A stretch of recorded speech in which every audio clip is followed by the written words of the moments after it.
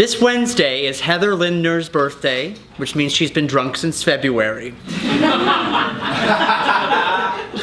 Her wish list items include Taylor Kitsch, champagne, bacon, the Dallas Cowboys winning the next Super Bowl, and her ex-boyfriend becoming morbidly obese. Give a hand to Heather Lindner.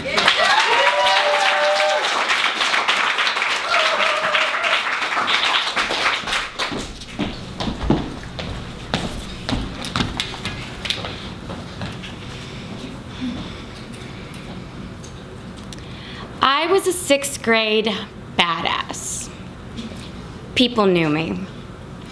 I even charged for friendship bracelets. It was capitalism, supply and demand. My reign ended when my mother got remarried. We moved, and I had the summer to complete my farewell tour before starting a new school. Six Flags Over Texas was the perfect venue. I ran the park.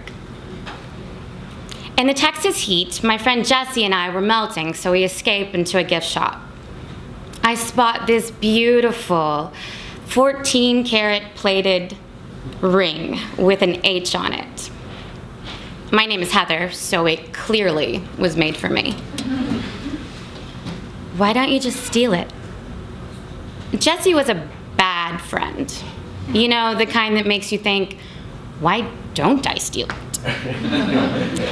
Then you find out it's because they parade you through the park while you're being laughed at by people wearing socks with sandals, take away your Six Flags season pass, and leave you bored and friendless for the rest of the summer.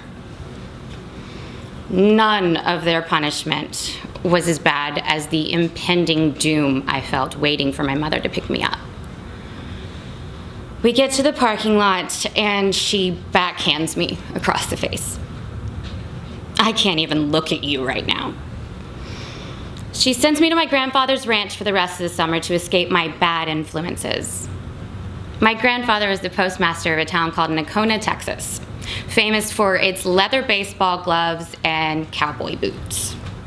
The summer I arrived, the talk of the town was the first stoplight going up next to the Piggly Wiggly. It's a town not even a newly hardened criminal like myself could get arrested in. I would ride my favorite horse Foolish, fish with my older brother, and help my grandfather pick wild asparagus as I rode on the back of his ATV.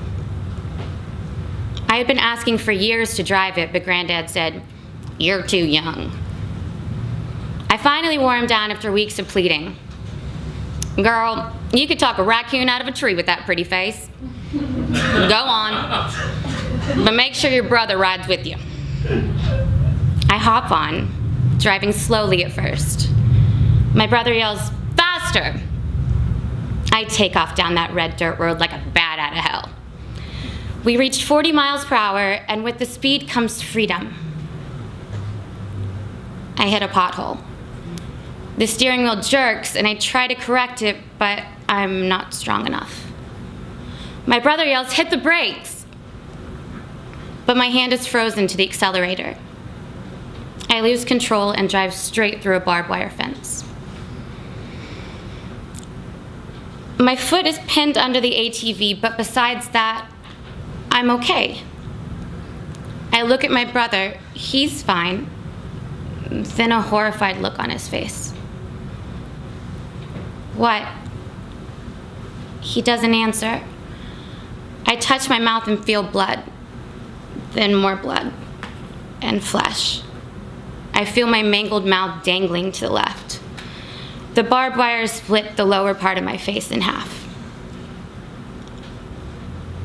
Before I was born, I was supposed to be a Jennifer.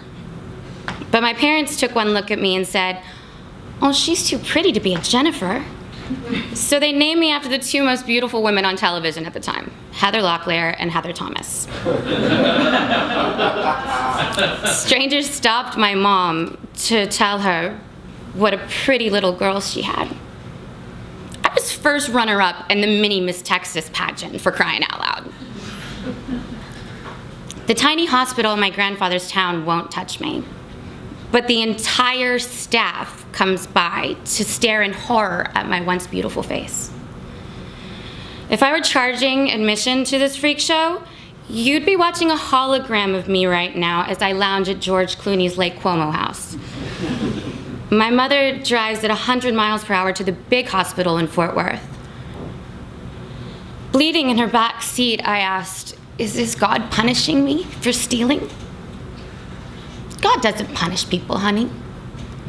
It made sense to me. I did something evil, so God took away the one thing that gave me worth, my beauty. After plastic and oral surgery, I'm somewhat pieced together again. My mother says, "Honey, you're still beautiful." But my increased mirror gazing only showed scars. I wrote poems with depressing lines like, "She smokes but leaves no ashes because she's burning up inside. She never voices uncertainty and hides behind her crooked smile." In order to take my mind off of my face, I escaped through television, spending hours watching Saturday Night Live. Will Ferrell, Jimmy Fallon, and a funny lady with a scar on her face named Tina Fey. All summer, I created characters like Humpty Dumpty Heather.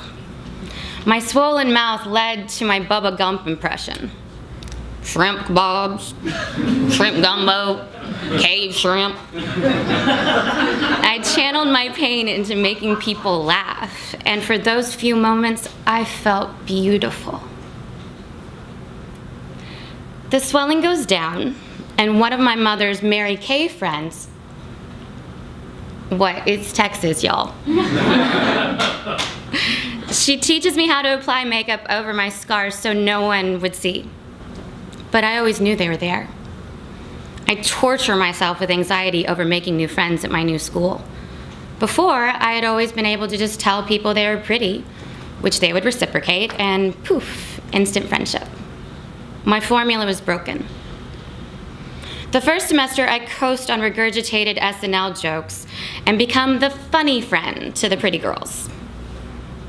I was feeling good until Joey, middle school's Tom Brady, asks in the center of the cafeteria, "Why do you wear so much makeup?" Suddenly, I feel ugly again. "Why don't you shower after gym class?" I guess we all have our things. It's a decent comeback for a 13-year-old girl. Over the next few years, I grew breasts, got my braces off, and as my scars faded, started wearing less makeup. In high school, when Joey asked me on a date, I thought, "Holy shit!" And then I turned him down. He shouldn't have been such an asshole. For years now, the fast track to me liking you is calling me pretty or funny. In a lot of ways, I'm grateful for my accident because it gave me the gift of funny. I said farewell that summer to more than just my childhood friends. I said farewell to a 12-year-old girl who may have grown up placing all of her importance on physical beauty, never seeking the beauty underneath. There are times I don't notice my scars, and not just when I'm blackout drunk and weirdly optimistic. Why a girl with body dysmorphia would move to Hollywood, a town where abs are the most popular accessory? To learn everyone has scars, especially the beautiful people. I stand before you today, and like a lot of women, I am tweezed and lasered and shaved, lotioned up, makeup coated, perfume sprinkled, hair curled, lacquered nails, high heeled, and have a $40 piece of lace between my butt cheeks. But none of that convinces me that I'm pretty. I'm flawed. I'm scarred. I'm imperfect. Just like life.